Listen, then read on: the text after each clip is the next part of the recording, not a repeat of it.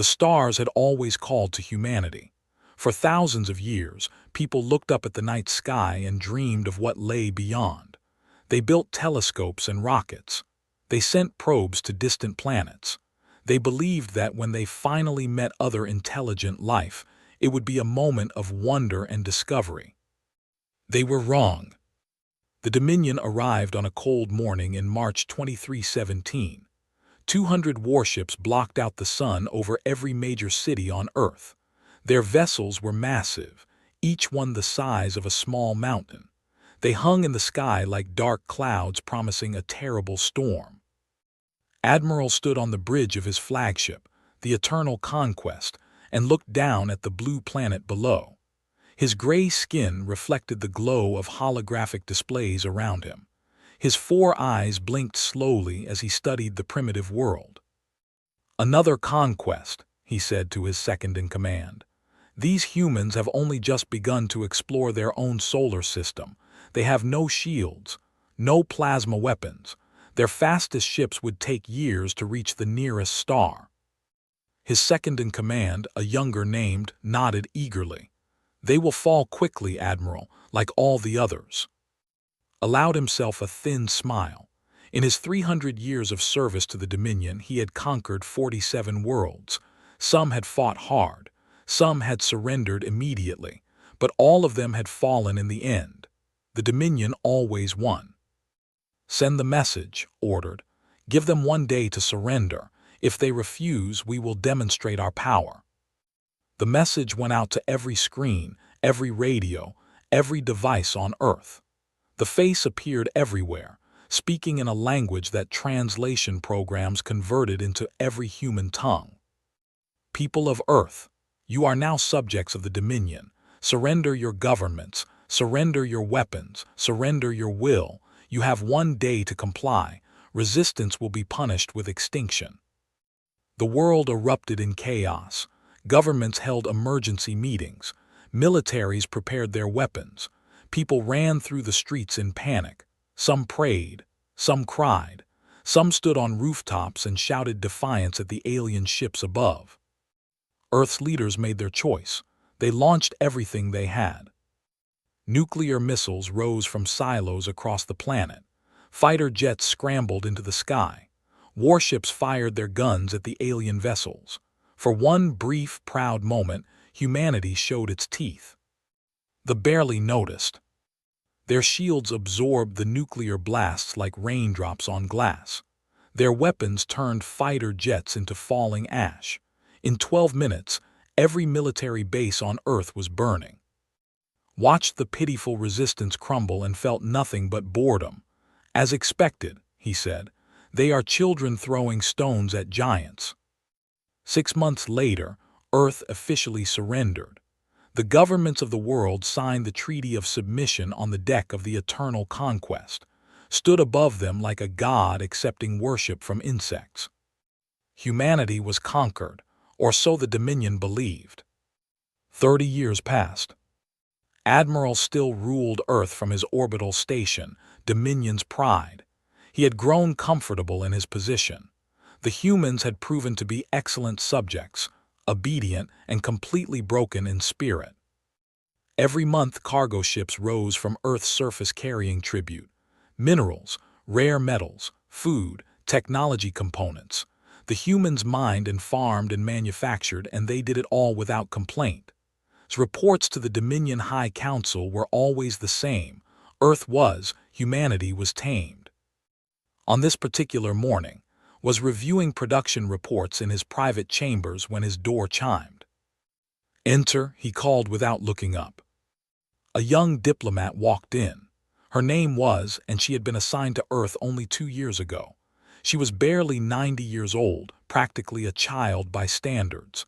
Her gray skin was smoother than his, her 4 eyes brighter and more curious. "Admiral," she said, bowing respectfully, "I wish to discuss something that concerns me." Finally looked up from his reports. He did not like being interrupted, but came from an important family.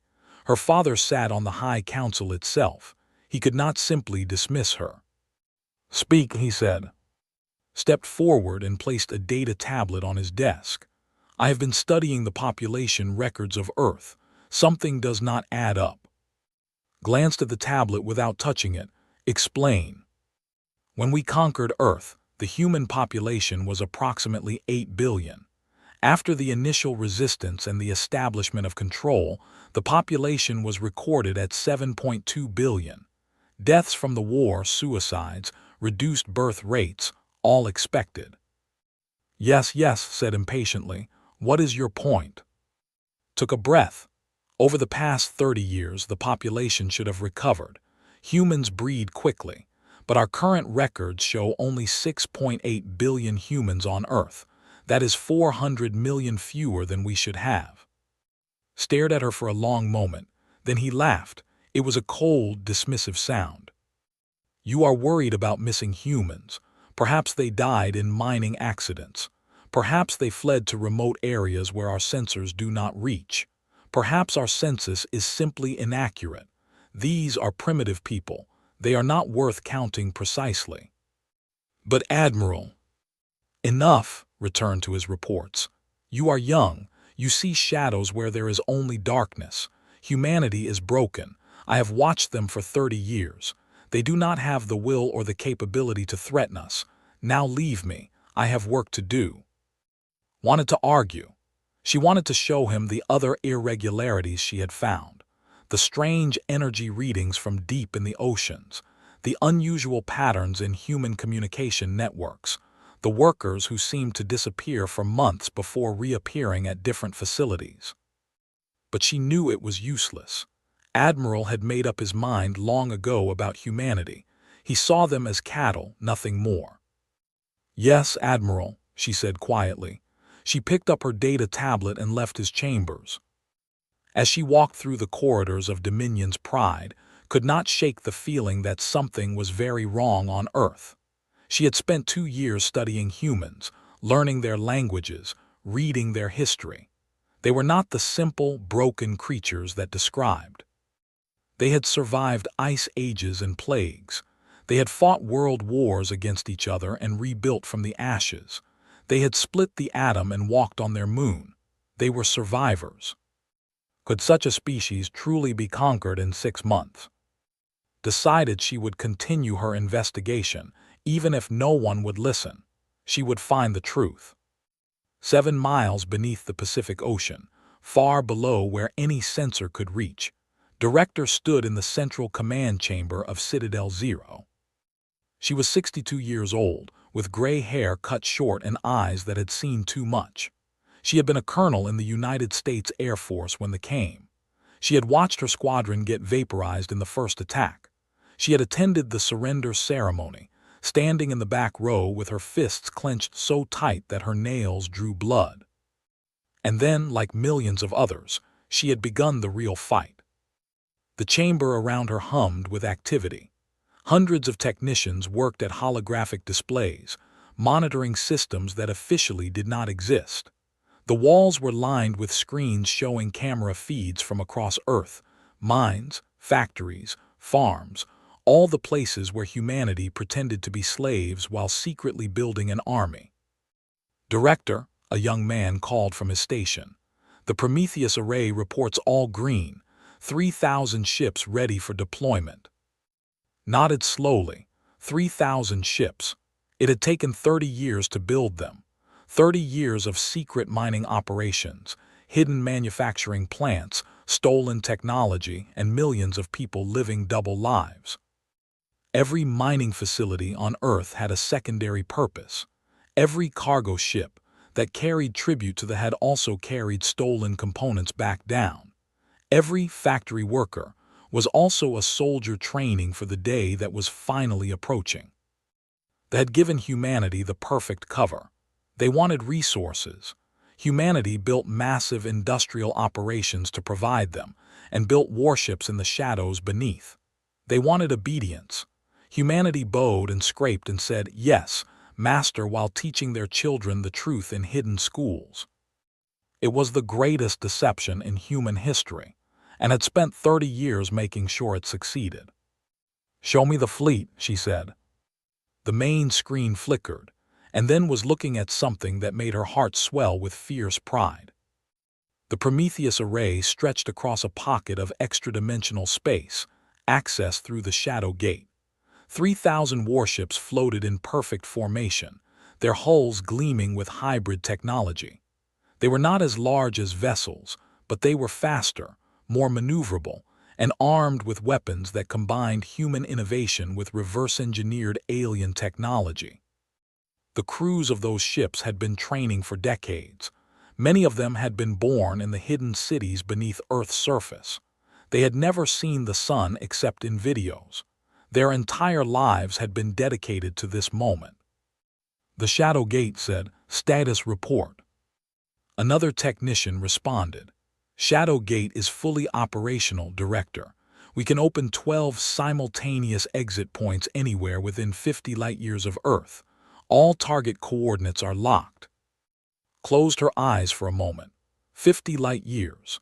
They had believed humans could not even travel to the nearest star. They had no idea that humanity had not just matched their technology. In some ways, they had exceeded it. The Shadow Gate was the crown jewel of human achievement. It had started as a captured jump drive, salvaged from a ship that had crashed during the initial invasion. The Dominion had written off the crash as a malfunction. They never imagined that humans had secretly recovered the wreckage and spent 3 decades studying it. The original drive could move a single ship across light-years instantly. Humanity had improved it. The Shadow Gate could open multiple wormholes simultaneously, connecting to a hidden pocket dimension where the fleet waited. It could deploy thousands of ships across multiple locations in the same moment. When the time came, they would not face a slow, predictable enemy. They would face an army appearing from nowhere, striking everywhere at once. "Director," a new voice spoke, turned to see General Cole approaching. He was a tall man with dark skin and a soldier's bearing. He had been one of the first recruits to the resistance, a young lieutenant who had refused to accept defeat. Said, "I assume you have news." "The Harvest Fleet is arriving early," said, his expression grim. 500 warships. They will be in Earth orbit within 4 days. His jaw tightened. The Harvest Fleet came every 3 years to collect Earth's tribute. It was always a show of force, a reminder of who was in charge, but it was not supposed to arrive for another 6 months. "Why early?" she asked. "Unknown. Our sources say that Supreme Commander is in charge. He wants to make an impression on the High Council. Perhaps he thinks increasing pressure on Earth will produce more resources." Stared at the screen showing her hidden fleet. They had planned to launch the operation in 8 months. Everything was ready, but they had wanted more time, more training, more preparation, more certainty. Now that time was gone. "If the Harvest Fleet stays in orbit for a standard inspection," she said slowly, "they might detect our deeper facilities. Their sensors are not good enough to find us normally, but if they start looking carefully, they could find everything finished. 30 years of work exposed, 3,000 ships destroyed before they ever fire a shot." The command chamber had gone silent. Every technician was listening, their faces pale with fear and hope. Looked at the people around her. She thought about the millions more across Earth who had sacrificed everything for this moment. She thought about her own children, born in secret facilities, raised with the knowledge that they might die for a freedom they had never known. Then she thought about Admiral sitting in his orbital station, comfortable in his certainty that humanity was broken, about the generations of humans who would grow up in chains if she did nothing. Made her decision. "Contact all resistance cells," she said, her voice steady and clear. "Send the signal to the fleet, move up the timeline." Stepped closer, "Are you sure?" She looked at him with eyes that had carried this burden for 3 decades. "We have waited 30 years, we have bowed, we have scraped. We have let them believe we were nothing, but we are not nothing. We are humanity, and we do not kneel." She turned to the communications officer. "Send the message, 2 words, everyone will know what it means." The officer's fingers trembled as he typed. Then, across Earth and through the shadow gate to the waiting fleet, the signal went out. 2 words that would change the galaxy forever. Prometheus Rising was in her quarters when she felt the station shudder. She looked up from her data tablet, confused. Dominion's pride was a massive structure. It should not shudder for anything less than an attack. But that was impossible. Who would attack a station in Earth orbit? She walked to her window and looked down at the blue planet below. For a moment, everything seemed normal. The familiar continents, the white swirls of clouds, the dark patches of ocean. Then she saw something that made her blood freeze. The ocean was glowing. Not in one place, but in 12 different locations scattered across the planet. Brilliant blue-white light was pouring up from beneath the waves, beams of energy so bright that she could see them from orbit. Alarms began to sound throughout the station. Ran from her quarters toward the command deck. When she arrived, she found chaos. Officers were shouting at each other. Holographic displays were flashing red warnings. And at the center of it all stood Admiral, his 4 eyes fixed on the main viewport with an expression she had never seen on his face before. Fear. Admiral, she said, pushing through the crowd. What is happening? Did not answer. He simply pointed at the viewport. Turned to look. The glowing spots in the ocean were expanding, widening into massive circles of light. Then, one by one, they tore open. She had seen wormholes before. Every knew what they looked like, swirling tunnels of light that allowed instant travel between stars. But she had never seen anything like this. 12 wormholes opened simultaneously, not in space, where they belonged, but rising from Earth's oceans like the mouths of hungry gods. The energy readings were off every scale the station could measure. And from those wormholes came ships. Not dozens, not hundreds. Thousands. Human ships poured from the shadow gates in formations that should have been impossible. They were sleek and fast, bristling with weapons that glowed with stolen technology. They rose from the oceans and filled the sky, spreading out across Earth orbit in a wave of steel and fire. The station's sensors screamed numbers at 3,000 ships, 3,000 enemy vessels appearing from nowhere in a single moment. Admiral finally found his voice. It was barely a whisper. Impossible, this is impossible. Thought of her investigation, the missing population, the strange energy readings, the patterns she had noticed but could not explain. Now she understood. The humans had never been conquered. They had never stopped fighting. They had simply been waiting, building, preparing. For 30 years, they had fooled the entire Dominion. Admiral and officer shouted, "The human ships are taking attack positions. They are targeting our orbital defenses." Seemed unable to move. His certainty, his arrogance, his absolute belief in superiority, all of it crumbled as he watched the human fleet deploy. It was who acted. She grabbed the communications console and opened a channel to the Dominion High Council. "Emergency transmission," she said, her voice shaking. "Invasion in progress. Earth was never conquered. Repeat, Earth was never conquered. They have a fleet. They have been hiding a fleet. They." The transmission cut off as the first human missiles struck the station's communication arrays. And in the central command chamber of Citadel Zero, Director watched her ships rise to meet their enemy. 30 years of patience, 30 years of sacrifice, 30 years of silent, burning rage. The Shadow Gate had awakened. Now humanity would show the galaxy what they truly were. The first hour of the battle was chaos. Human ships swarmed across Earth orbit like angry wasps defending their hive.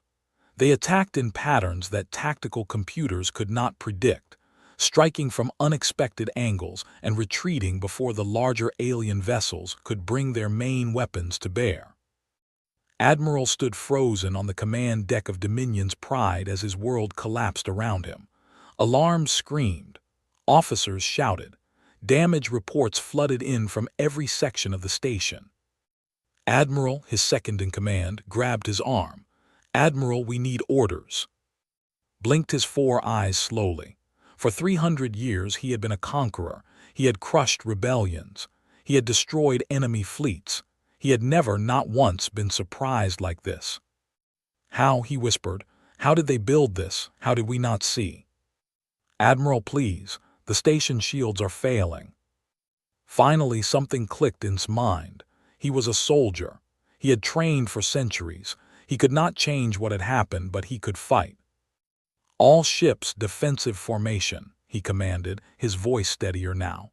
"Protect the station. Send a priority message to the Harvest Fleet. Tell Supreme Commander to accelerate his arrival. We need reinforcements immediately." Across the command deck, watched the battle unfold on tactical displays. She had been right. Every suspicion, every strange reading, every missing piece of data, it all pointed to this. The humans had been planning their revenge for 30 years. Part of her felt a strange emotion that took her a moment to identify. It was admiration. These creatures that the Dominion had dismissed as primitive animals had pulled off the greatest military deception in galactic history. They had built an entire fleet under the noses of their conquerors. They had waited 3 decades for this moment. What kind of species could do that? What kind of patience did it require? A massive explosion shook the station, throwing to the floor. When she looked up, she saw that an entire section of the command deck had been torn away. Stars were visible through the gap, along with the bright trails of missiles and plasma bolts. "Hull breach," someone screamed. "Emergency bulkheads are not responding." Pulled herself to her feet and ran toward the breach. Other officers were trying to evacuate, pushing past her in their panic. But she had seen something, a wounded technician trapped under fallen debris near the gap. She reached the technician and began pulling at the metal, pinning him down. The air was already getting thin as it escaped into space. The emergency bulkhead should have sealed automatically, but the human attack had damaged too many systems. "Leave me," the technician gasped. "Save yourself." "Quiet," said.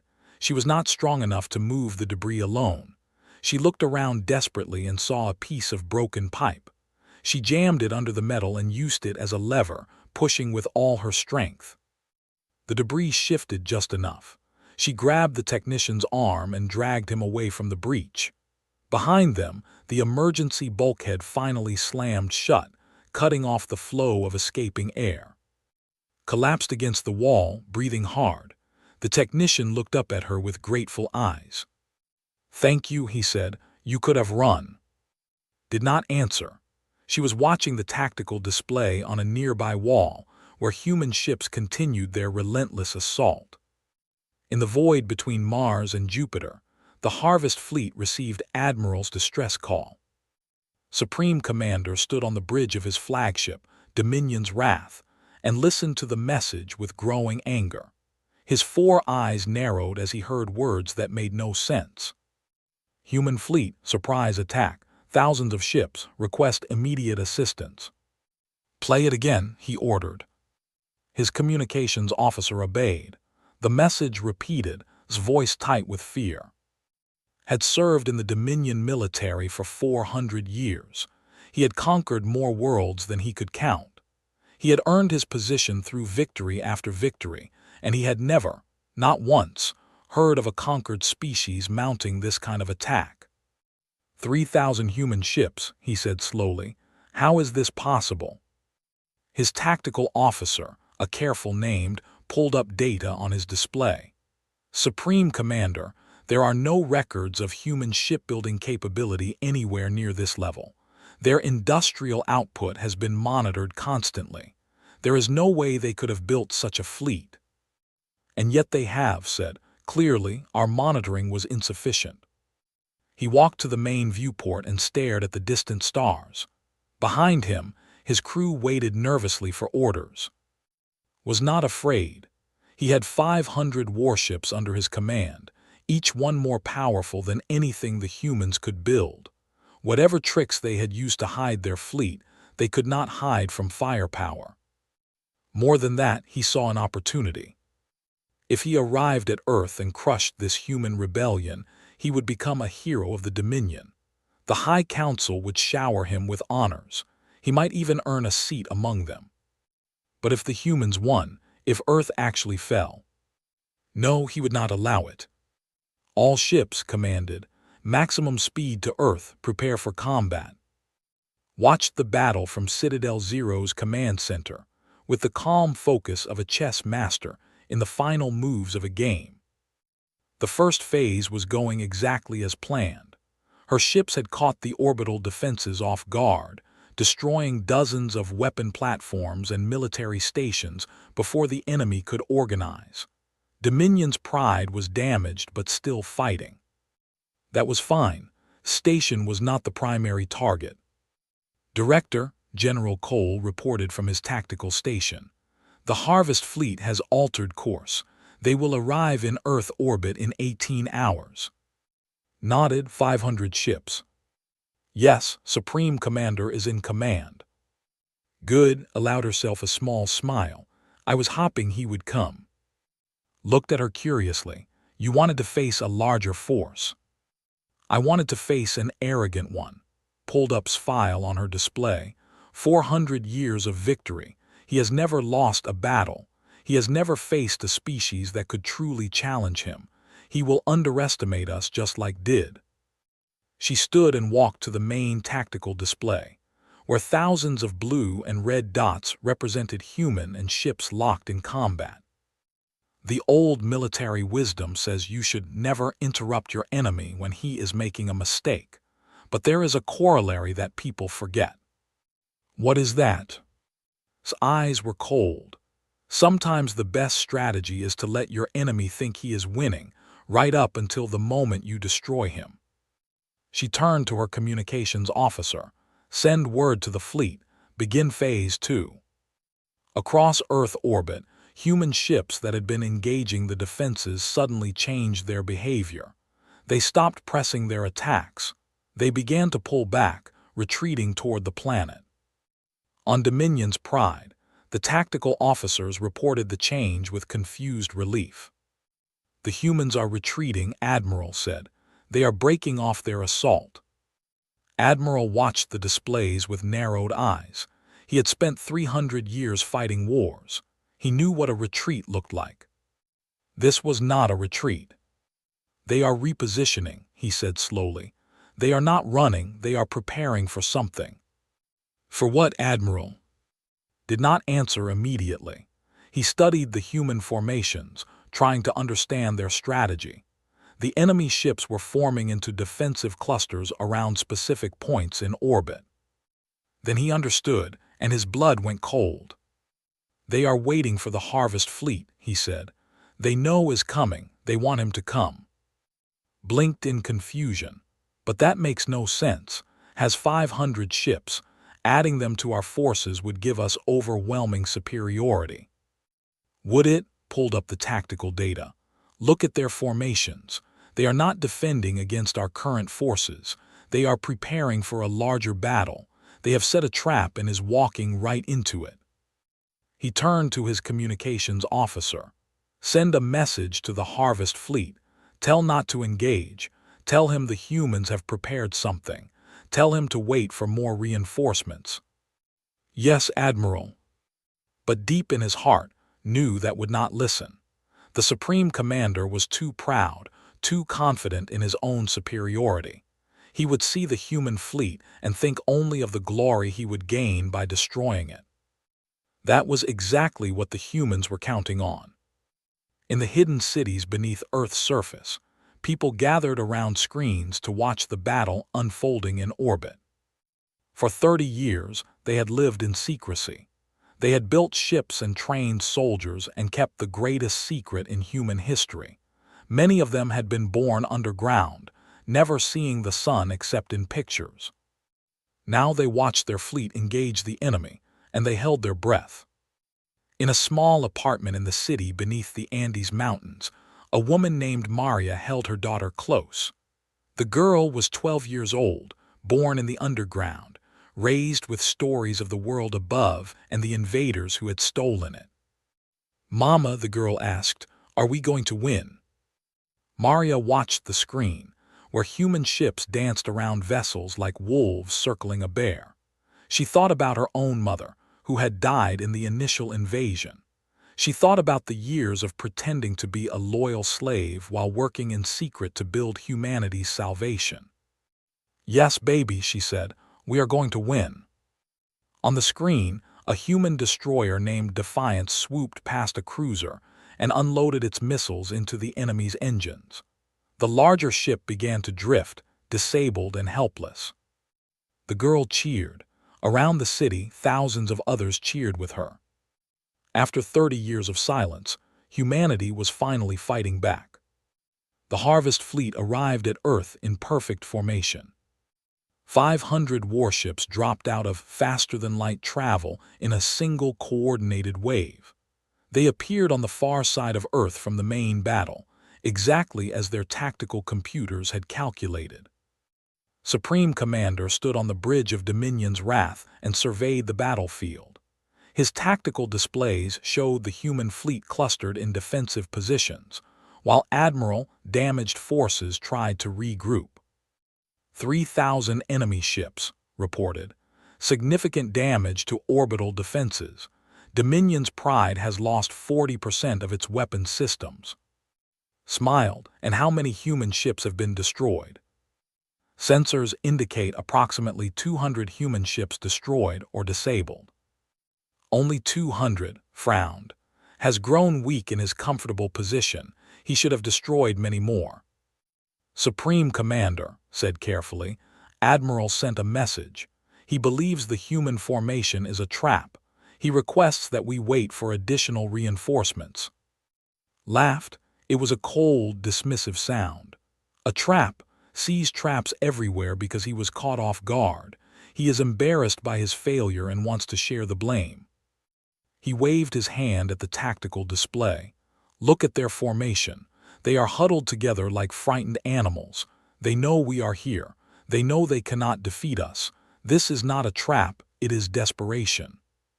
With respect, Supreme Commander, the humans have already proven capable of great deception. Perhaps we should. Enough. His voice was hard. I have conquered 100 worlds. I do not need advice from subordinates, and I do not need to fear primitives who build ships in caves. He straightened to his full height and addressed his entire bridge crew.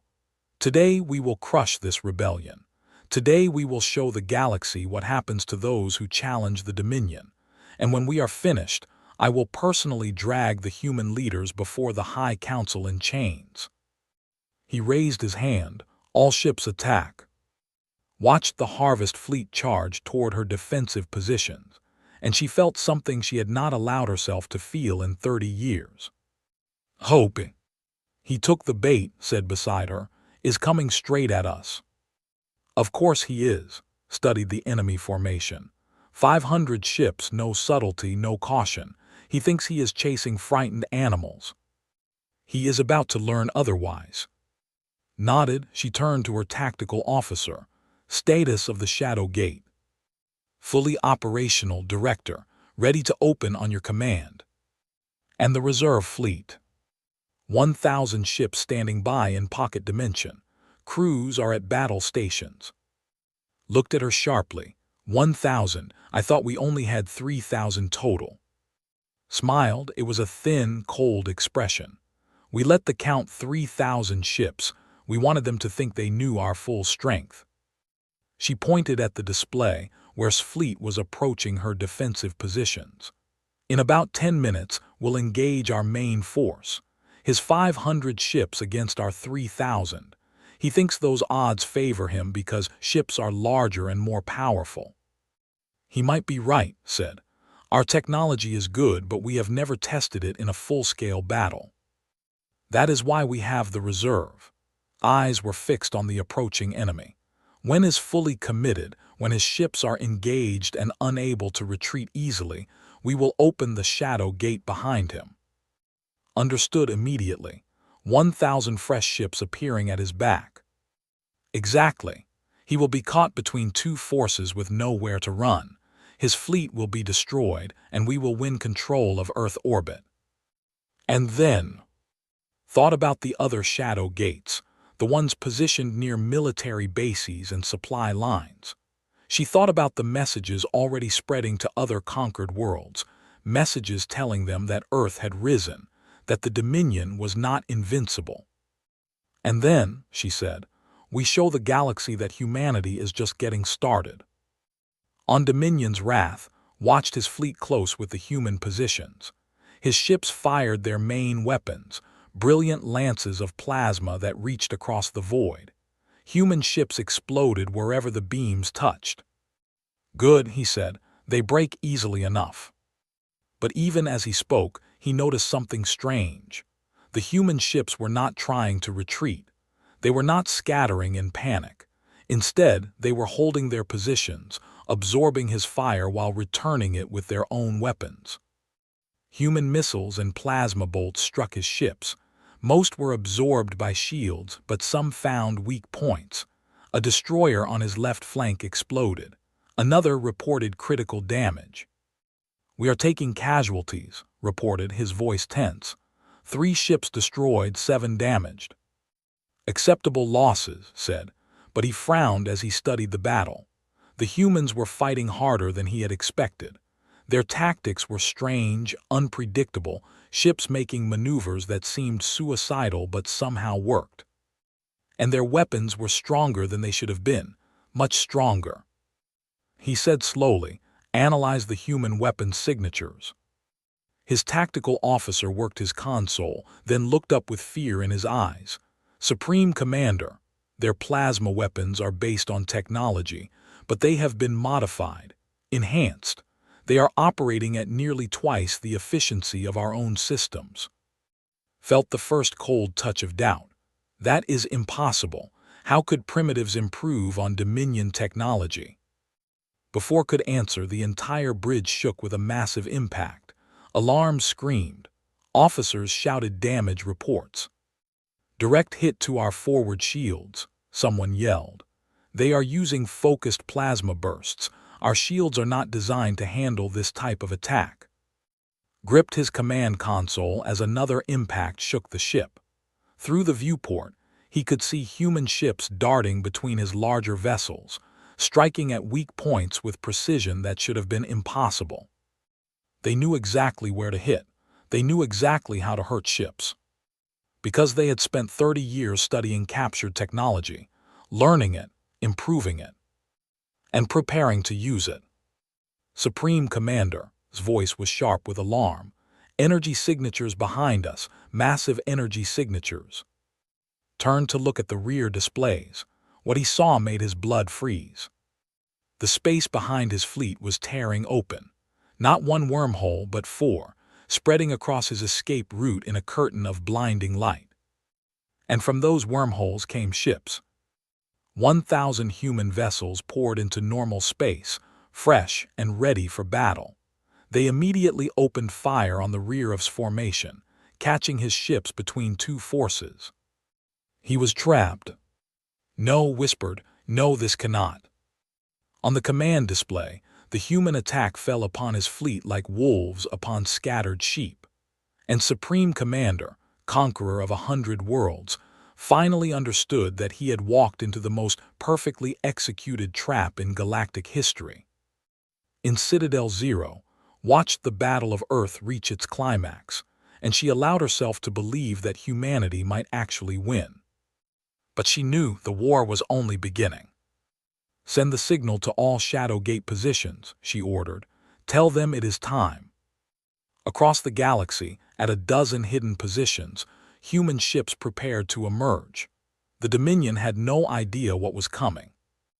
Earth's hidden fleet had awakened, and it was hungry for justice. The Battle of Earth burned across the sky like a second sunrise. From the surface, people looked up and saw streaks of light flashing between the stars. Explosions bloomed in silent brilliance, visible even through the atmosphere. The children of Earth watched the heavens and knew that their future was being decided in the void above. In the heart of the battle, Captain commanded the destroyer EAS Retribution with the cold focus of a surgeon cutting away disease. Her ship darted through the chaos, striking at vessels and dancing away before they could respond. She was 43 years old, born in the underground city beneath Mount. She had never seen the sun until she was 20, when she had been brought to the surface for her final training exercise. That moment, stepping into the daylight and feeling warmth on her face for the first time, had changed her forever. She had sworn then that her children would not have to live in hiding, that they would walk under open skies without fear. Now she fought to make that oath come true. Targeting data locked, her weapons officer reported. Enemy cruiser dead ahead. Studied her displays. The cruiser was 3 times the size of her destroyer, with shields that should have been able to absorb anything she could throw at it. But the Retribution carried weapons that the enemy had never seen before. Fire, she ordered. The destroyer launched a spread of missiles, not at the cruiser's shields, but at a specific point on its hull. The missiles had been designed by human engineers who had spent decades studying captured technology. They knew exactly where the power conduits connected to the shield generators. They knew exactly how to hit. The missiles struck home. For a moment, nothing seemed to happen. Then the cruiser's shields flickered and died, leaving the massive ship exposed. "Shields down," the weapons officer announced. "They are trying to restore power." "They will not have time," directed her ship in a tight arc around the crippled cruiser. "Target their engines. All weapons fire." The Retribution poured plasma fire into the cruiser's exposed hull. Secondary explosions rippled across the enemy vessel as ammunition stores and fuel lines ignited. Within seconds, the mighty cruiser was a drifting hulk. "Target destroyed," the weapons officer said. There was fierce pride in his voice, but had no time to celebrate. Her displays showed dozens of other battles raging around her. Human ships were holding their own against the fleet, but they were taking losses. Every destroyed human vessel represented years of secret work, thousands of hours of training, crew members who had given their lives for this moment. The cost of freedom was being paid in blood. "Captain," her sensor officer called out, "I am detecting a priority signal from the flagship. It is Supreme Commander." Raised an eyebrow, put it on speakers. The voice that filled the bridge was distorted by static and interference, but the rage in it was clear. "All human vessels, this is Supreme Commander of the Dominion. You have committed an act of war against the most powerful civilization in the galaxy. Surrender now, and some of you may be spared. Continue fighting, and I will personally ensure that every human being is hunted to extinction." Listened to the threat and felt nothing but contempt. She had grown up on stories of cruelty. She had seen recordings of the surrender ceremony, where human leaders had been forced to kneel before their conquerors. She had lost family members in the resistance, an uncle caught and executed, a cousin who had died in a mining accident while secretly building ships. She pressed the button to respond. "Supreme Commander," she said calmly, "this is Captain of the Earth Alliance ship Retribution. On behalf of humanity, I have a message for you." She paused for a moment, making sure he was listening. "We do not surrender, we do not kneel, and we do not fear extinction because we know something you do not." "And what is that, human?" His voice was mocking. "We know how to wait," smiled grimly. "We waited 30 years for this day. We will wait 30 more if we have to. However long it takes, whatever the cost, we will be free. You cannot break us because we have already endured the worst you can do. Now it is your turn to suffer." She cut the transmission. Around her, the bridge crew stared at her with expressions ranging from shock to admiration. Her first officer, a young man named, let out a low whistle. "Captain," he said, "that was either the bravest or the craziest thing I have ever heard." "Maybe both," returned her attention to the battle. "Now, let us give our Supreme Commander something to really worry about. Helm, take us toward the flagship." On Dominion's wrath, listened to the human captain's defiance with growing fury. No one spoke to him that way. No one challenged him and lived. "Find that ship," he snarled. "I want it destroyed." "Supreme Commander, we are surrounded," reported. His voice was steady, but fear showed in his eyes. "The human reserve fleet has cut off our retreat. We are taking heavy casualties." Looked at his tactical display and saw the truth. His 500 ships were caught between the human main force and the 1,000 fresh vessels that had appeared from nowhere. His fleet was being systematically destroyed. He had underestimated them. He had dismissed them as primitives, as animals, and now he was paying the price for his arrogance. But he was still conqueror of 100 worlds. He would not die running. "All ships concentrate fire on the nearest human formation," he commanded. "If we are to fall today, we will take as many of them with us as possible." The fleet around its commander, damaged ships formed up with their stronger companions. Weapons systems that had been operating at reduced power were pushed to their limits. The Dominion would fight to the last. It would not be enough. Admiral watched the destruction of the Harvest fleet from the damaged bridge of Dominion's Pride. His station had been battered in the initial attack, but it was still functional enough to observe the battle. He felt no satisfaction in being right. He had warned not to engage. He had told the Supreme Commander that the human formation was a trap, but had been too proud, too certain of his own superiority. Now his fleet was dying. Admiral said quietly, "What do we do?" Considered the question. His station's weapons were mostly destroyed. His shields were barely functional. He had perhaps a dozen operational ships under his direct command, not enough to affect the battle in any meaningful way. He could try to flee. Some of his ships might escape through the human lines. He could report to the High Council, tell them what had happened, warn them about the threat that humanity represented. But even as he considered it, he knew it would be pointless. The humans had clearly been preparing for this for decades. If they had hidden one fleet, they might have hidden more. If they could build shadow gates that opened in multiple places at once, they could strike anywhere.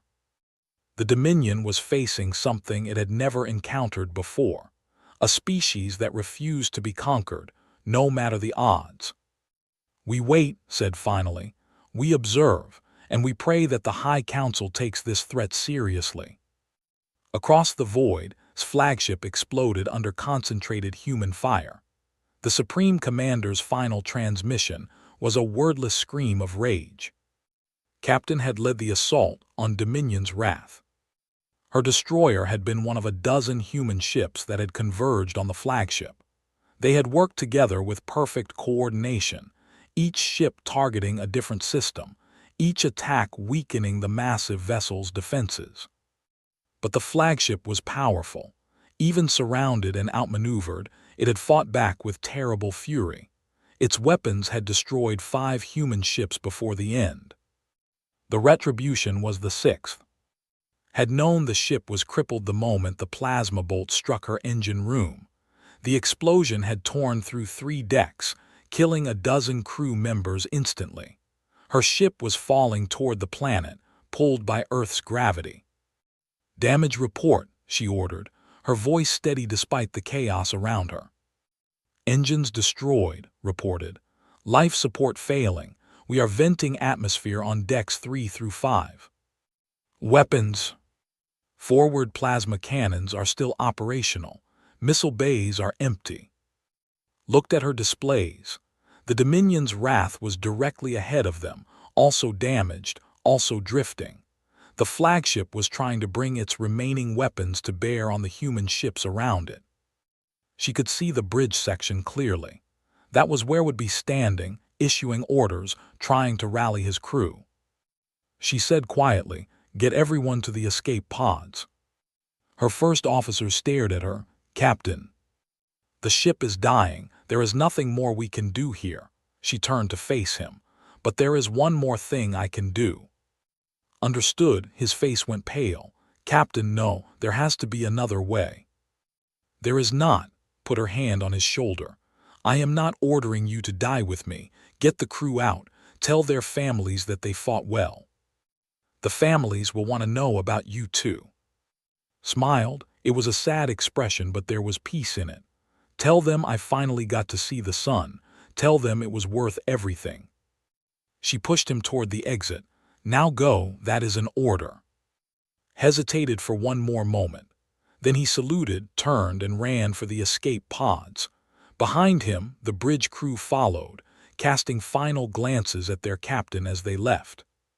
Watched them go. When the bridge was empty, she turned back to her controls. The retribution was still drifting toward Dominion's wrath. All she had to do was point the bow in the right direction. She thought about her parents who had died building the fleet. She thought about her children, safe in the underground cities, watching the battle on their screens. She thought about all the generations that would come after, the humans who would live in freedom because of what was happening today. Then she pushed the emergency thruster controls to maximum. The retribution surged forward, its damaged engines screaming in protest. Alarms blared warnings that ignored. She aimed her dying ship directly at the bridge of Dominion's wrath. Saw her coming. He had time to understand what was happening. He had time to scream one final order. He did not have time to stop her. The EAS retribution struck Dominion's wrath at full speed. The collision tore through the flagship's weakened hull, ripping through deck after deck, until both ships were joined in a single mass of twisted metal. Secondary explosions finished what the impact had started. The combined wreckage of the two vessels broke apart, scattering debris across 100 kilometers of space.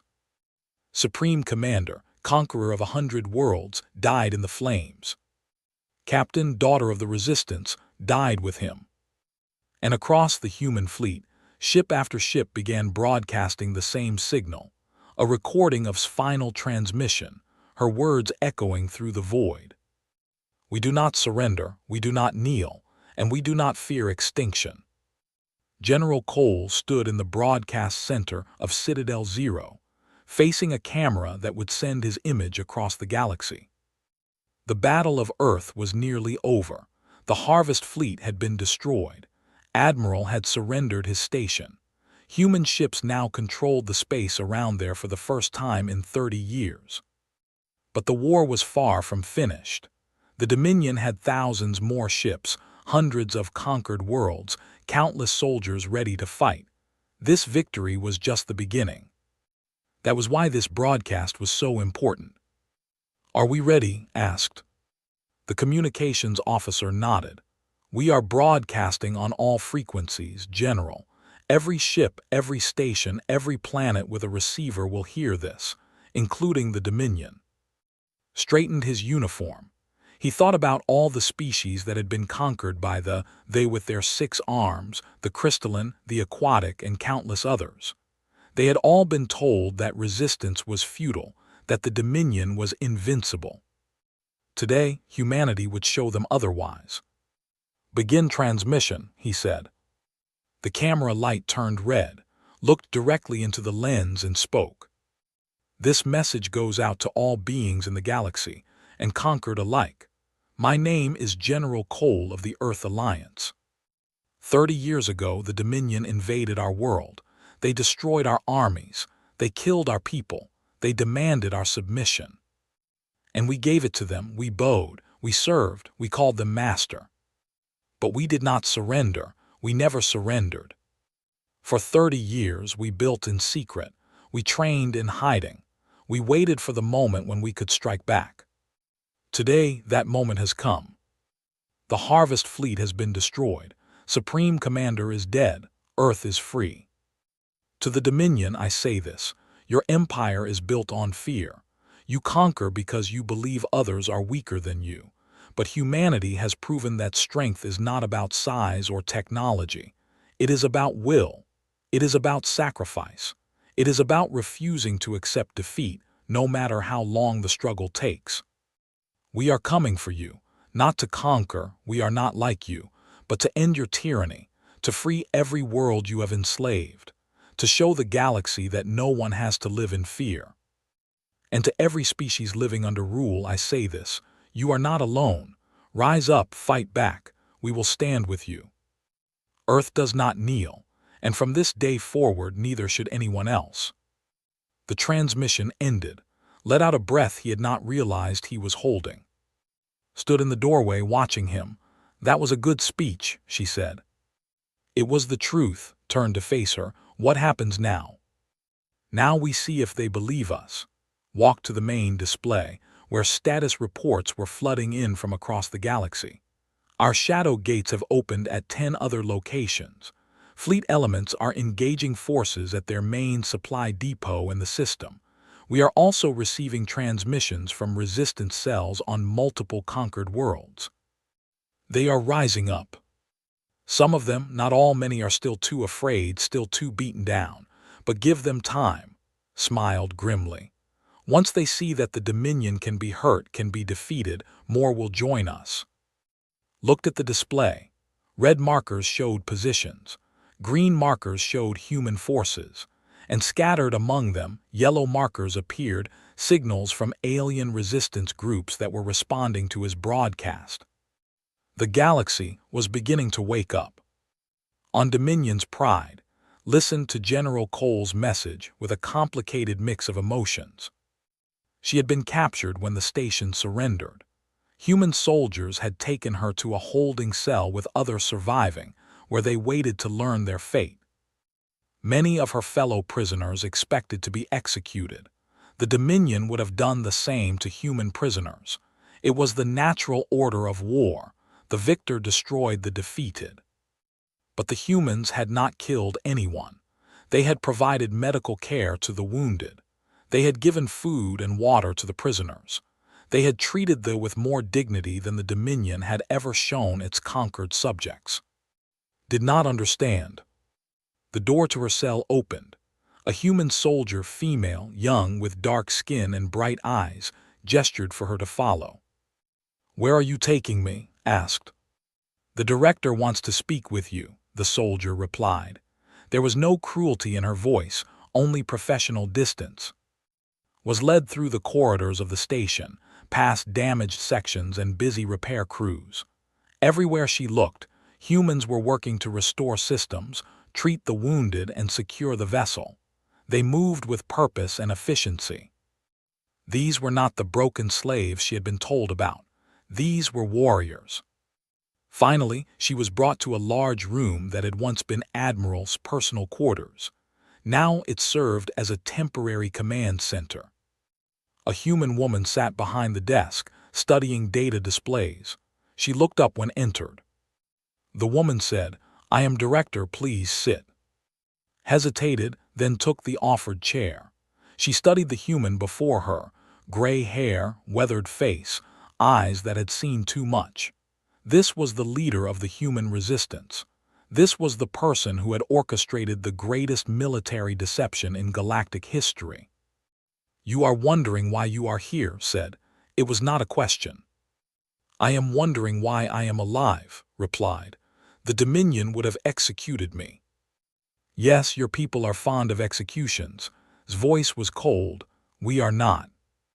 "Why? After what the Dominion has done to your people, you would have every right to take revenge." Was silent for a moment. When she spoke again, her voice was softer. "I have spent 30 years planning this war. Every day I thought about the who killed my friends, enslaved my people, treated us like animals. There were times when all I wanted was to see your entire species burn." She leaned forward. "But that is not who I want humanity to be. We are fighting for freedom, not for vengeance. And freedom means nothing if we become the same as our oppressors." Thought about this. It was a strange concept, mercy in the middle of war. The Dominion had always taught that mercy was weakness, that conquered people should be crushed until they could never rise again. And yet humanity had risen anyway. They had risen precisely because the Dominion had never shown them mercy, never given them a reason to accept their fate. Perhaps the humans understood something that the Dominion did not. "You noticed us," continued. 2 years ago, you started investigating the missing population numbers. You saw things that no other saw.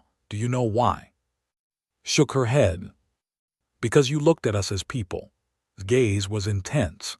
Everyone else saw animals, resources, servants, but you asked questions. You paid attention. You treated us like a species worthy of study, not cattle worthy only of slaughter. That is why I am alive, Sid. Understanding dawned. Yes, you saw our humanity when your own people refused to. That makes you valuable, stood. The Dominion is going to fall, not today, not tomorrow, but eventually. When it does, someone will need to build something better in its place. Someone who can see all species as worthy of respect. You want me to help you? I want you to think about it, gestured to the door. You will be treated well. When you have made your decision, let my people know. Rose slowly. At the door she paused and looked back. Director, that captain who destroyed ship, she knew she would die. Why did she do it? His expression shifted. Grief flickered across her features before she controlled it. Because she believed in something larger than herself, said quietly. Because she knew that her sacrifice would give others a chance to live in freedom. Because that is what humans do. We give everything for the people we love. Nodded slowly. She thought she was beginning to understand these strange, impossible creatures who had fooled an empire and changed the galaxy forever. She walked out of the room, the soldier guiding her back to her cell. Behind her, returned to her displays, planning the next phase of a war that would reshape civilization itself.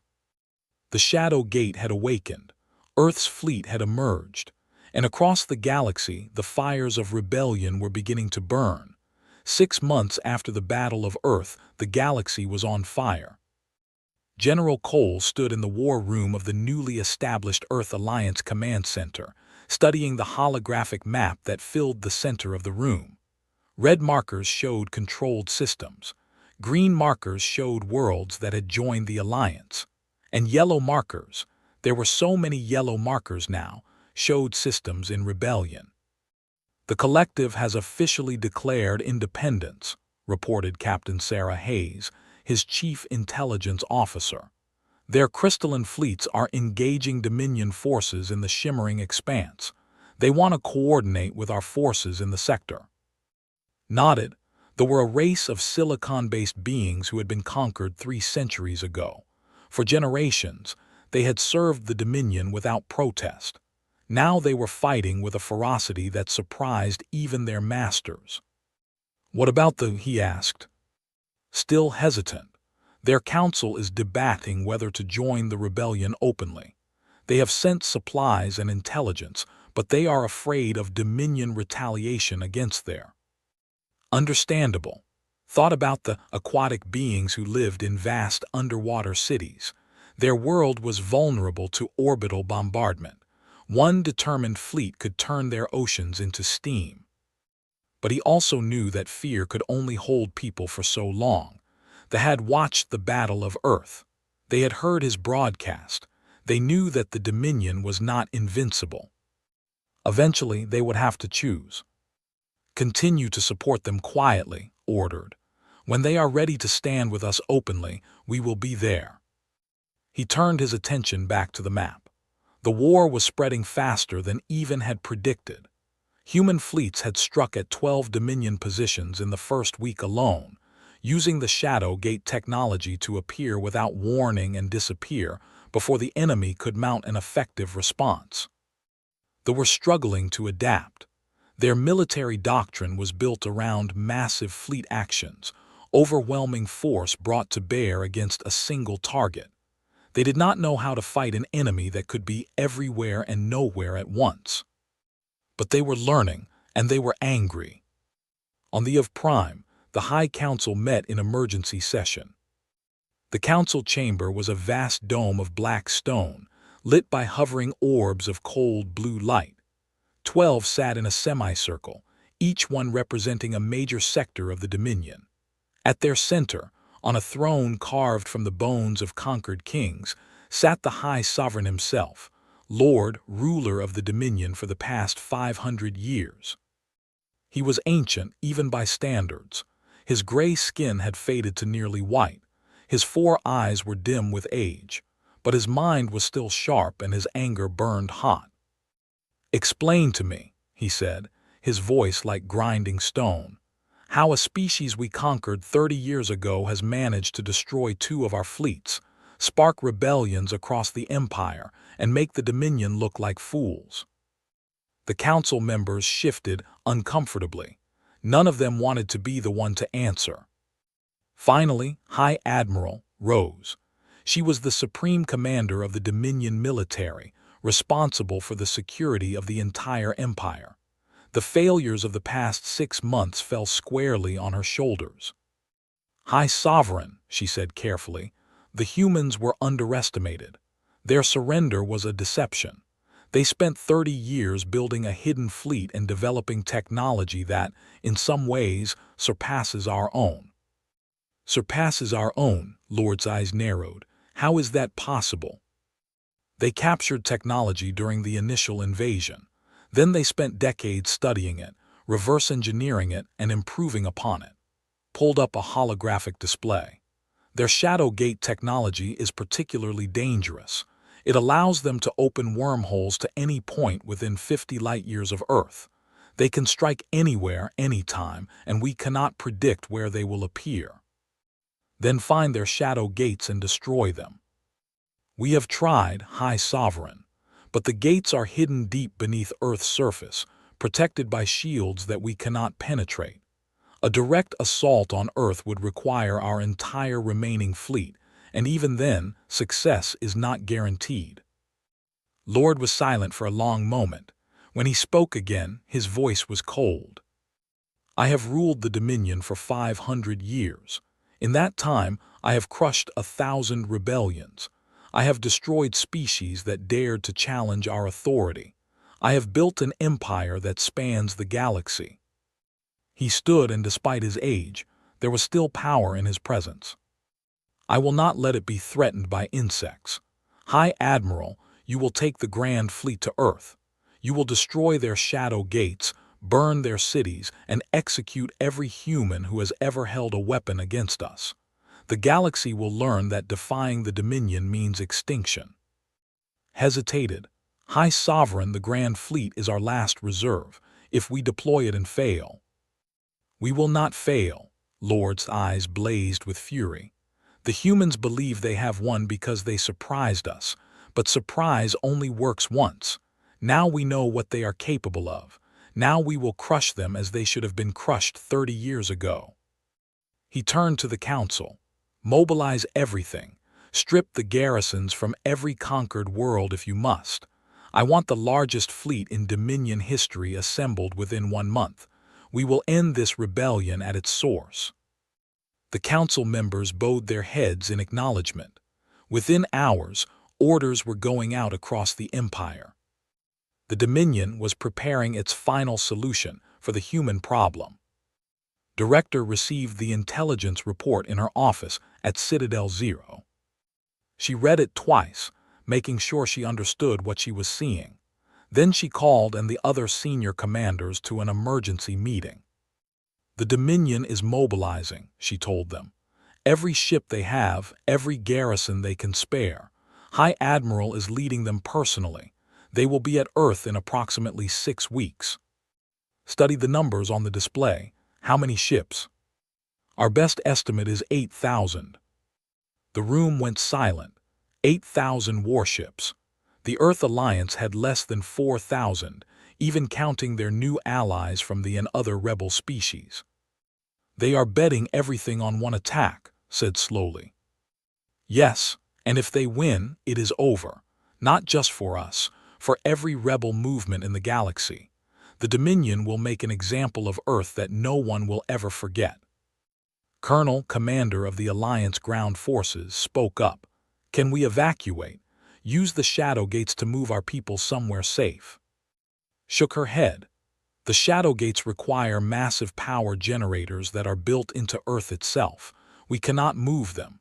And even if we could, where would we go? Earth is not just our home, it is a symbol. If we abandon it, we tell the galaxy that the Dominion can still win. Then we stand and fight, said. We stand and fight, confirmed. But not alone. She brought up the galactic map. The Dominion is stripping garrisons from conquered worlds to build their fleet. That means those worlds are vulnerable. While brings her armada to Earth, we will send messages to every rebel cell, every resistance movement, every species that has ever dreamed of freedom. You want them to attack while the Dominion fleet is away, realized. Exactly. The Dominion thinks they can end this war by destroying Earth. But we are not the war, we are just the spark. The fire has already spread. Even if we fall, the rebellion will continue. She looked around the room at the faces of her commanders. These were people who had devoted their lives to this cause. Many of them had been born in the underground, never knowing a world without oppression. There is something else, she said quietly. The Dominion Grand Fleet will be the largest concentration of military power in history. If we can defeat it, if we can break it, then we will not just win a battle, we will break the Dominion itself. They will never recover. Leaned forward. How do we defeat 8,000 ships with 4,000? Smiled. It was a thin, dangerous expression. We cheat. Over the next 6 weeks, the Earth Alliance prepared for the battle that would decide the fate of the galaxy. Human engineers worked around the clock to build more shadow gates, hidden throughout the solar system. Each gate required enormous power and precise calibration, but the engineers had spent 30 years perfecting the technology. They knew exactly what they were doing. Meanwhile, messages went out across the galaxy. Communications officers contacted every rebel group, every resistance cell, every species that had shown sympathy for the Alliance cause.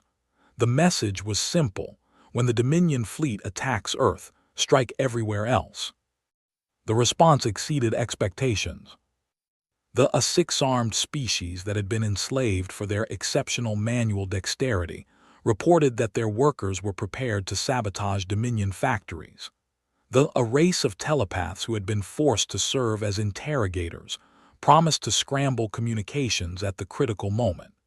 Even the cautious finally committed their hidden fleet to the cause.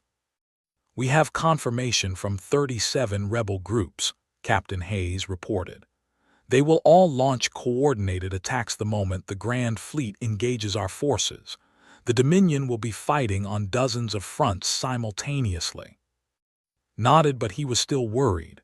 37 rebel groups could cause chaos, but chaos alone would not defeat 8,000 warships. Earth needed a decisive advantage, something that would tip the balance. Had promised she had a plan.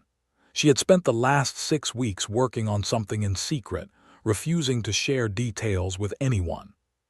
Trust me, she had said. When the time comes, you will understand. Did trust her. She had spent 30 years planning the liberation of Earth.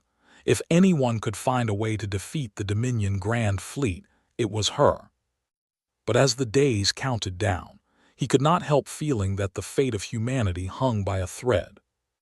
High Admiral stood on the bridge of her flagship, the Dominion's glory, and watched her fleet assemble in the staging area. 8,000 warships, the mightiest force ever gathered under a single command. Battleships, cruisers, destroyers, carriers, every type of vessel the Dominion could field. The ship stretched across space like a wall of steel and fire. This was the instrument of humanity's destruction. The fleet is assembled, High Admiral, her second-in-command reported. All ships report ready for deployment. Allowed herself a moment of satisfaction. She had been given an impossible task: crush a rebellion that had humiliated the Dominion for 6 months. Now she had the tools to accomplish it. The humans had fought well.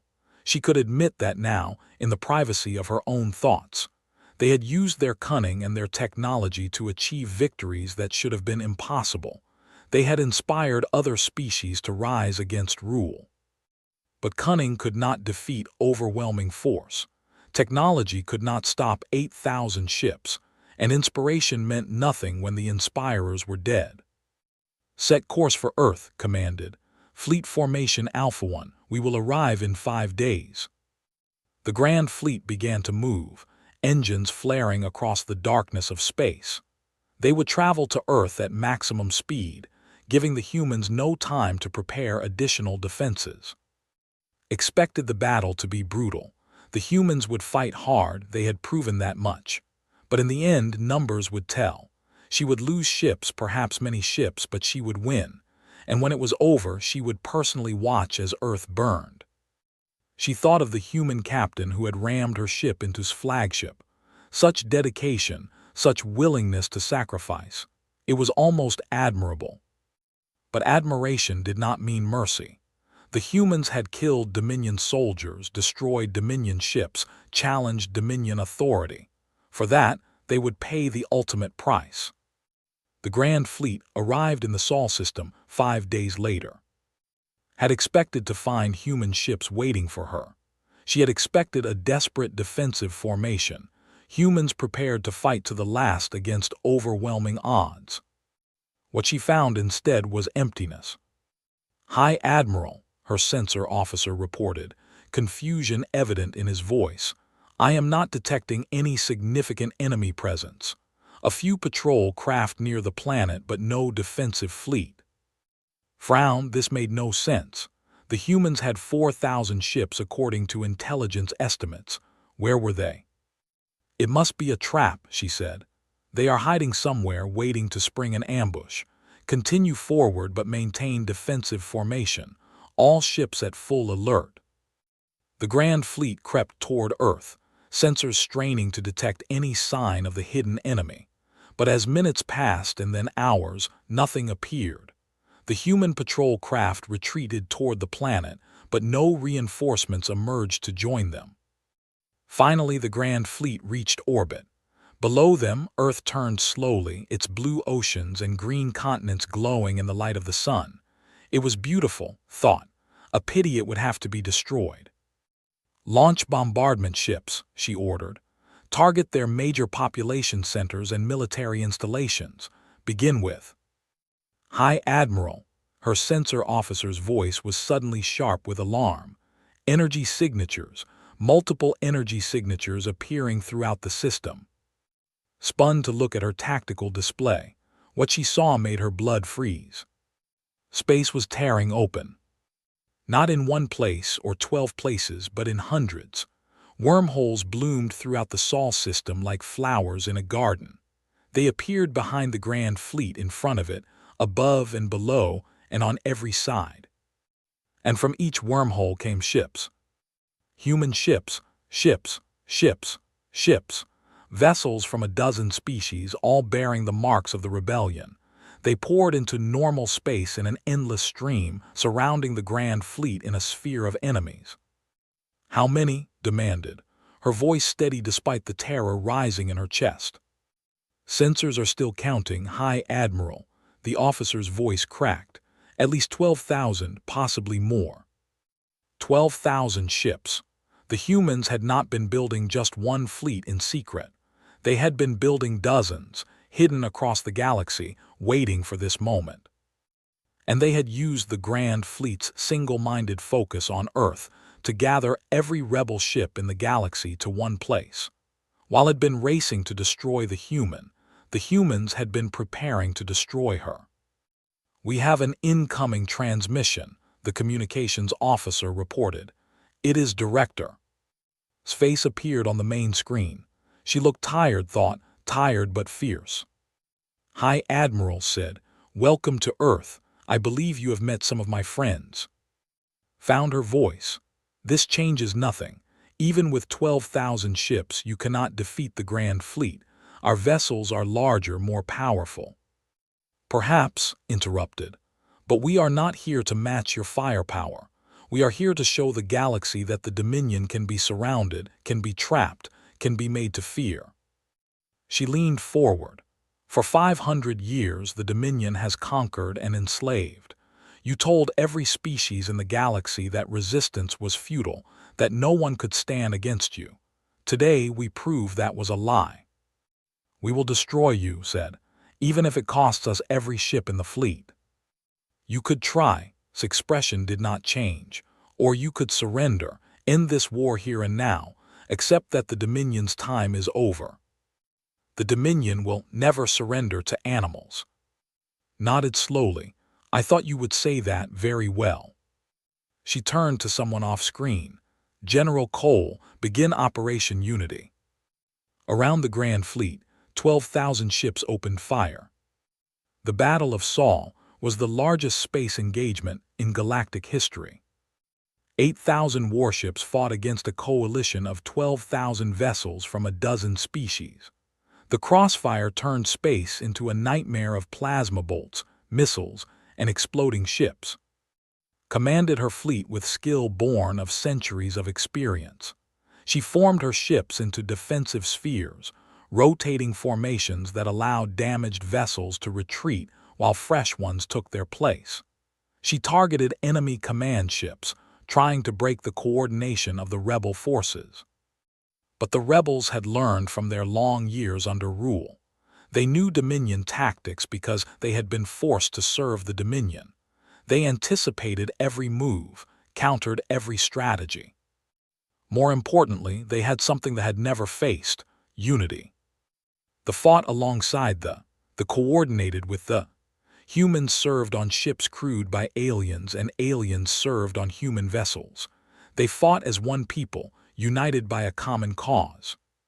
3 hours into the battle, the Grand Fleet had lost 2,000 ships. The rebels had lost 3,000.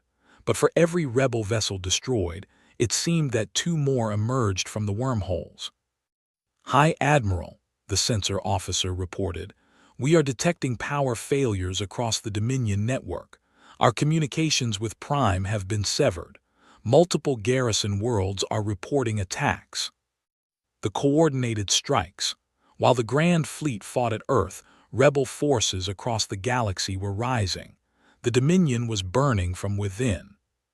Looked at her tactical display and saw the truth. Even if she won this battle, she could not win the war. The rebellion was too widespread. The hatred of rule ran too deep. She had one chance. All ships concentrate fire on the human flagship, she ordered. Target Director directly. If we kill her, we might break their morale. The Grand Fleet reformed around its surviving battleships and drove toward the center of the rebel formation. Weapons blazed, cutting through the smaller vessels that tried to block them. They were getting closer to the human command ship, if they could just. A new fleet emerged from a wormhole directly in front of them. 1,000 ships bearing the emblem of the species that had hesitated so long to join the fight. They had been holding back, waiting for the perfect moment. Now they threw themselves into the path of the advance. The collision shattered the Grand Fleet's formation. In the chaos, rebel ships swarmed the vessels, targeting engines and weapon systems with precision strikes. The battle that had been close became a rout. High Admiral stood on the bridge of the Dominion's glory and watched her fleet die around her. She thought of Lord, sitting on his throne of bones, waiting for news of victory. He would not receive it.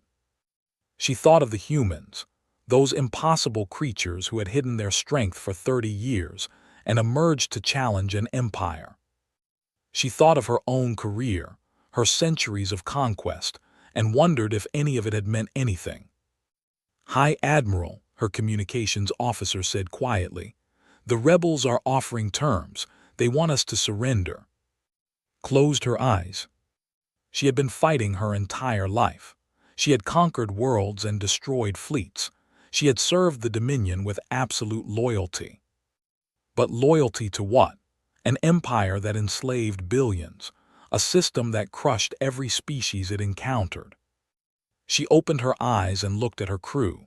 They were watching her, waiting for orders. They would fight to the death if she commanded it. They would die for the Dominion because they knew nothing else. But there had to be something else. There had to be a better way. Transmit our surrender, said quietly. All ships stand down. Around her the bridge crew stared in shock. Then slowly they began to follow her orders. The Battle of Saul was over. The Dominion had fallen. The guns fell silent over Earth, and for the first time in 30 years, humanity looked at the stars without fear. Director stood at the window of her office in the newly constructed Alliance headquarters in Geneva. The city had been rebuilt in the months since the Battle of Saul, its ancient streets and modern towers rising from the ashes of occupation. Outside, people walked freely under open skies, something that millions of humans had never experienced. Was 70 years old now. The war had aged her beyond her years. Her hair had gone completely white, and lines of exhaustion marked her face. But her eyes still held the same fire that had burned through 30 years of planning and 6 months of war. Director Cole appeared in the doorway. He had been promoted to Supreme Commander of Alliance military forces, though he insisted on still being called General. The delegation has arrived. Nodded and straightened her jacket. Let us go make peace. The signing ceremony was held in the Great Hall of the Alliance Council building, a magnificent structure that had been built to represent the new order. Its walls were decorated with symbols from every species that had joined the Alliance: human stars, crystals, waves, tools, and dozens more.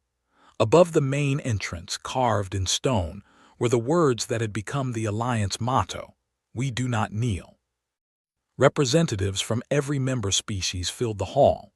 They had come from across the galaxy, traveling through shadow gates that had once been weapons of war and were now bridges of peace.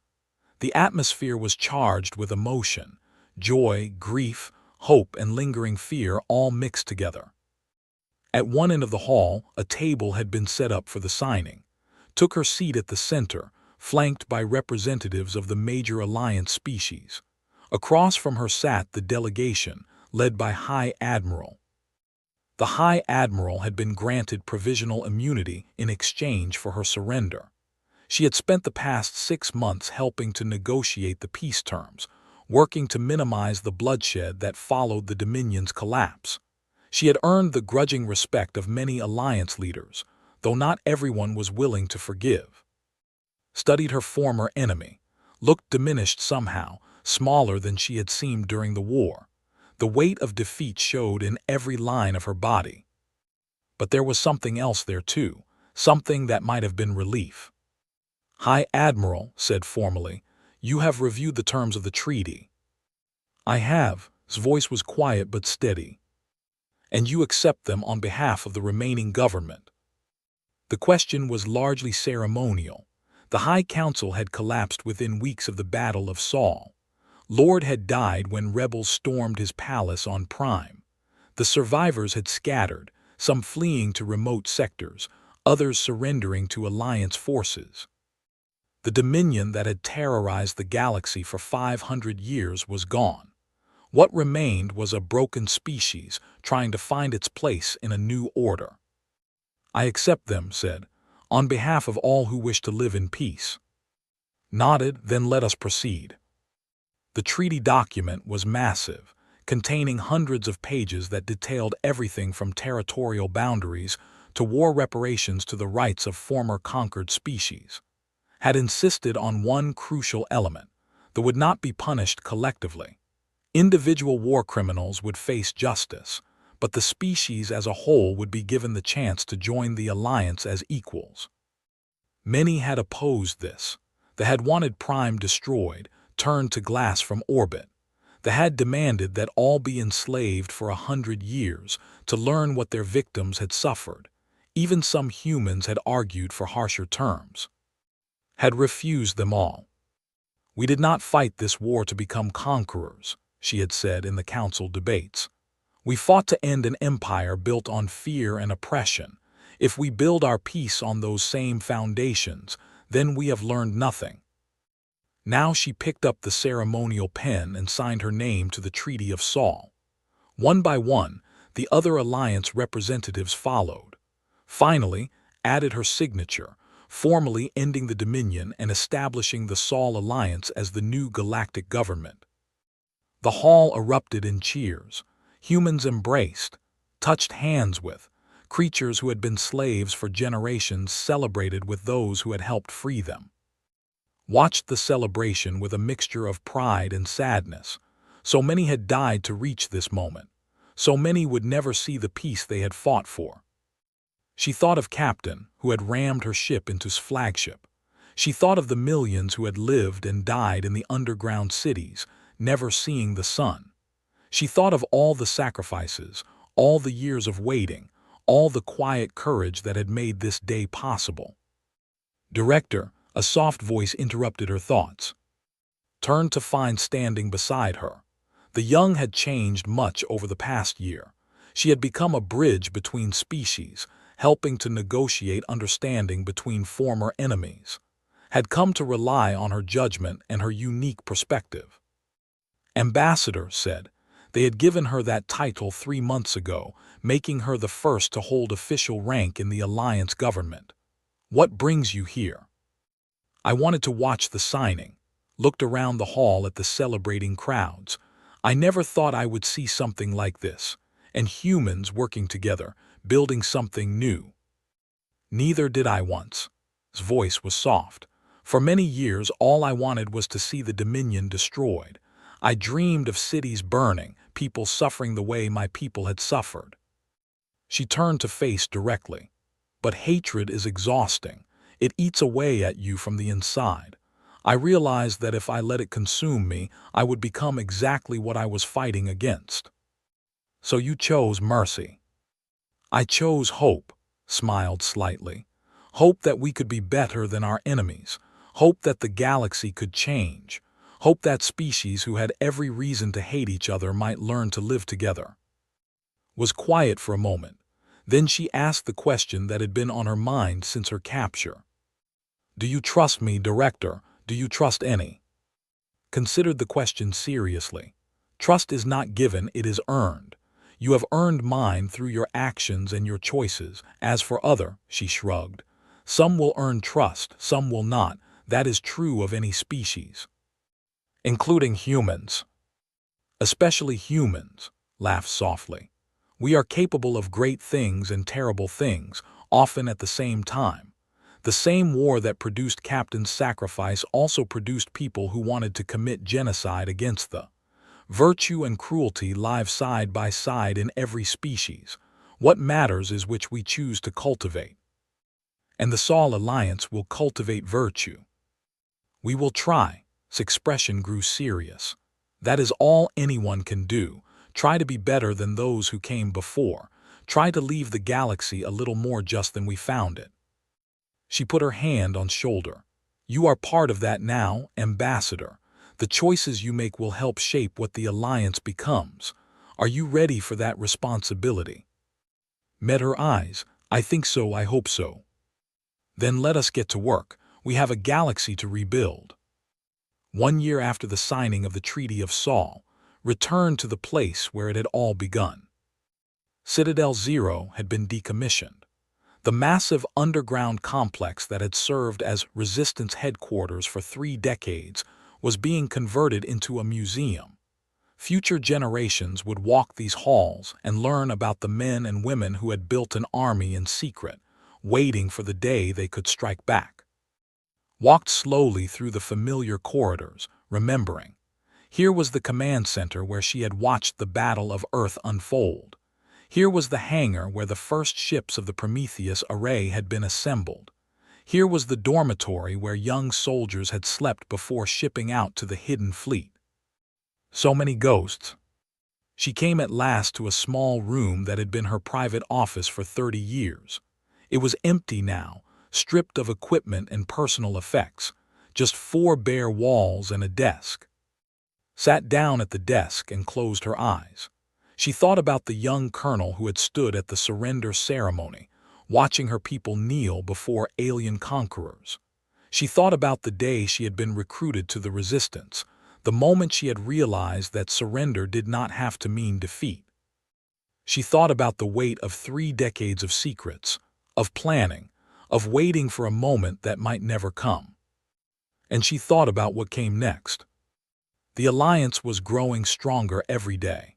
The Shadow Gate network was being expanded, connecting distant systems and allowing trade to flourish.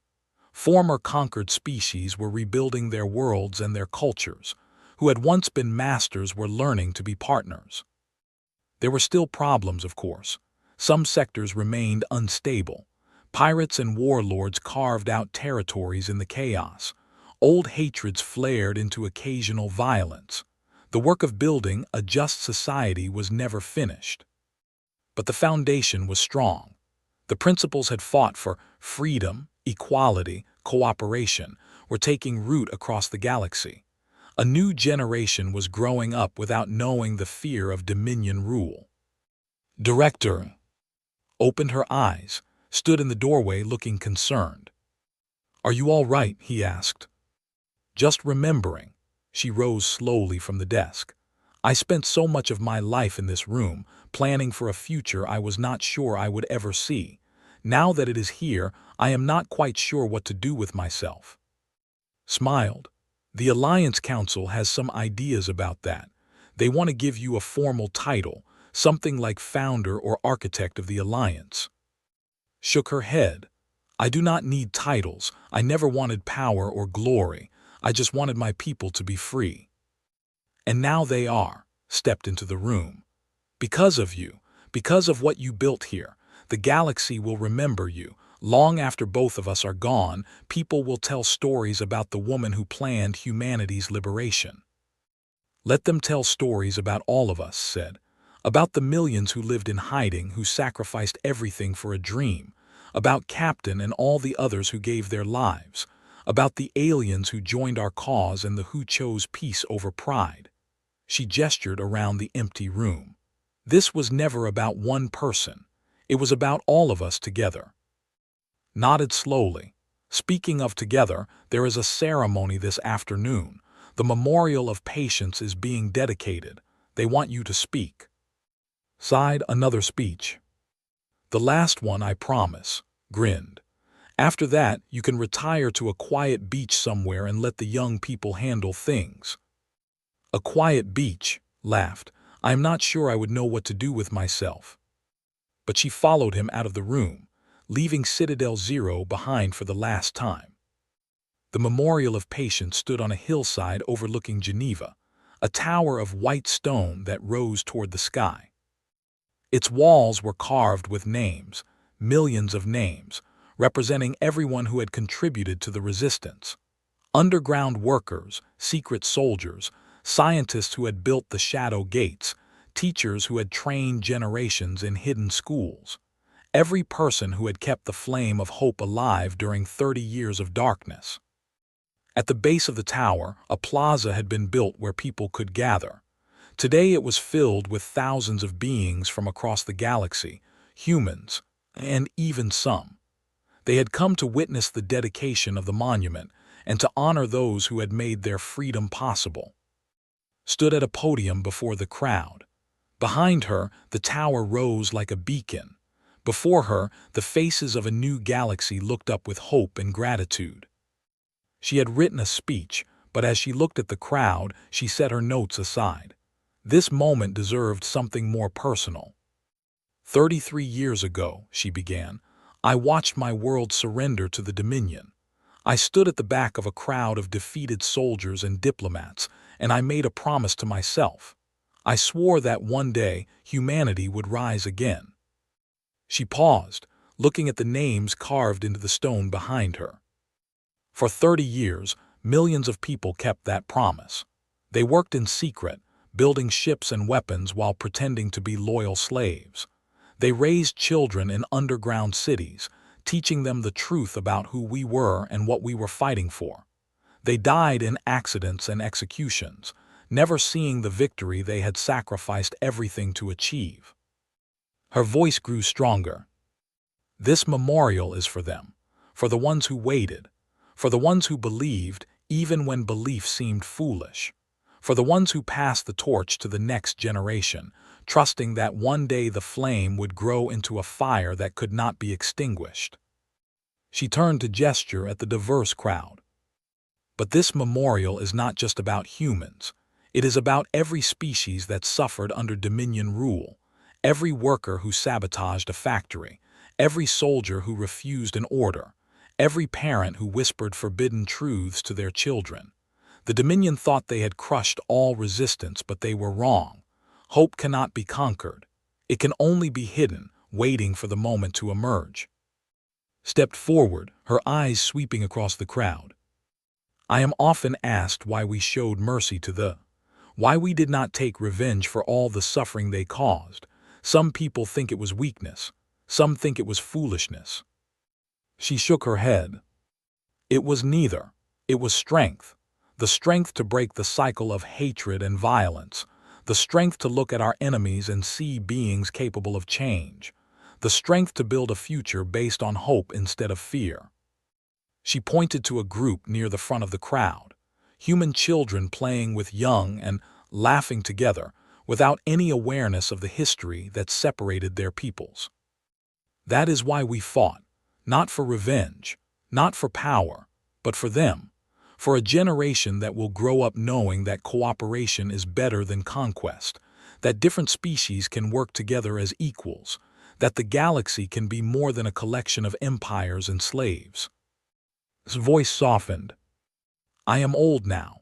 I have lived to see things I never dared to dream of, but I know that my part in this story is nearly finished.